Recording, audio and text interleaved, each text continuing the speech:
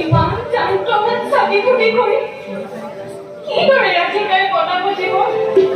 দেৱী আদ্য শক্তি তুমি ভগৱতী মুগ্ধ হৈছা কিয় নিজৰ মায়া পাহৰি গৈছা কিয় সেই গুৰুধামৰ কথা চিদামৰ খাপ তুমি আমি আৰু দাদা বলো নহয় সামান্য সাথে গুৰুধামত তোমাৰ আৰাধনা মতে কৰিছিলো অম্বিকাৰ পাতিম বুলি ৰাসলীলা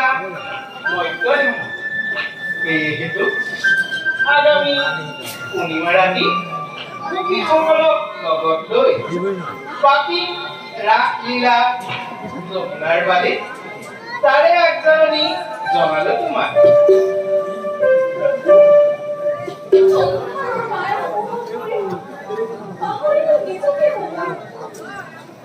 আজি তোমাৰ দৰ্শন পাই পূৰ্ণজ্ঞান লাভ কৰিলো।